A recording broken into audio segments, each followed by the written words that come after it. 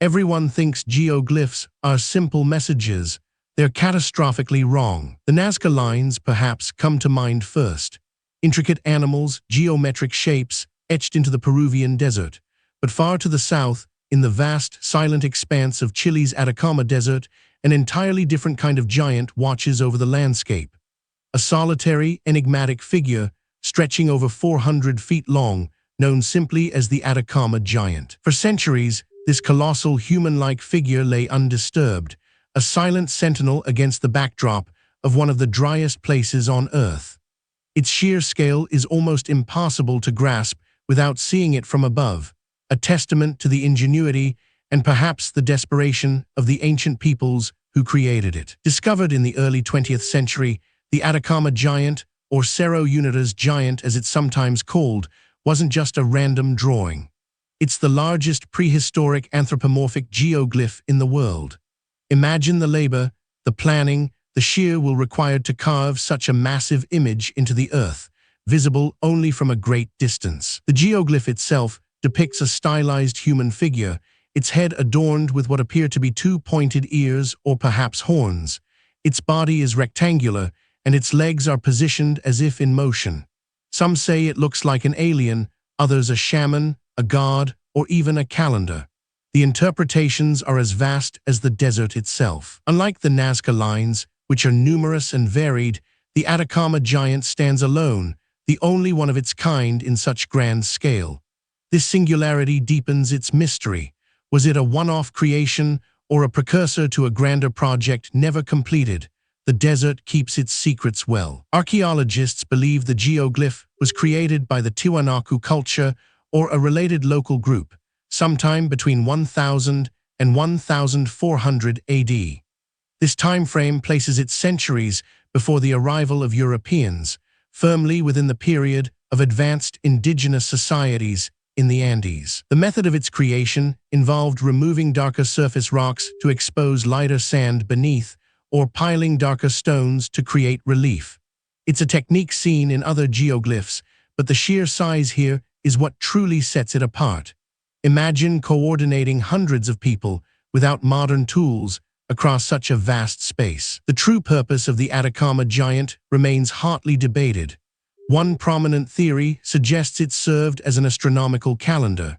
Its head, with those distinctive appendages, could have pointed to the moon, tracking its phases and cycles, vital for agricultural planning in a harsh environment. The desert's extreme dryness has preserved it remarkably well.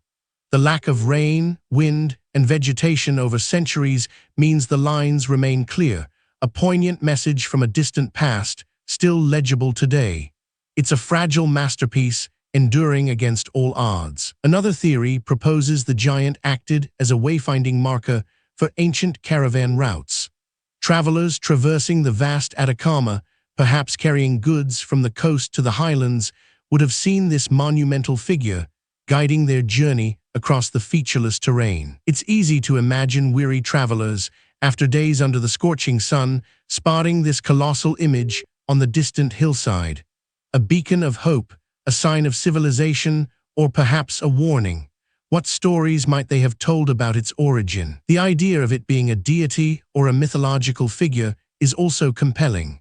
Many ancient cultures believed in sky gods or powerful shamans who could commune with the spiritual world. The giant, watching from above, could have been an offering, a prayer, or a representation of their cosmology. The precise orientation of its features, the way its arms and legs are depicted, these aren't random. They hint at a deeper, symbolic meaning, a language we've lost. Its elongated head might signify wisdom or connection to the divine. What messages did these people intend to convey to future generations, or perhaps to the heavens themselves?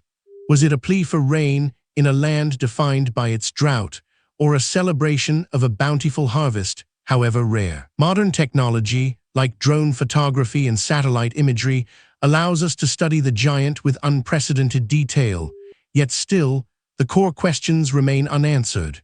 We can map its every curve, measure its every line, but its soul, its purpose, remains elusive. The silence of the Atacama is profound. It's a silence that carries the weight of millennia, a silence that amplifies the mystery of this colossal figure. Standing there, one can almost feel the presence of those who labored under the desert sun, creating something meant to last forever. The Atacama giant isn't just a curiosity, it's a portal, a window into the minds of an ancient people whose understanding of the world, of the cosmos, may have been far more sophisticated than we often give them credit for. They spoke to the earth, and the earth remembers. The desert holds countless other secrets, perhaps even more geoglyphs waiting to be discovered, or perhaps simply waiting to be truly understood. The Atacama giant stands as a testament to humanity's enduring desire to leave a mark, to communicate across time, and to grapple with the grand mysteries of existence. Subscribe if you're drawn to the whispers of history, to the unsolved riddles that define our past.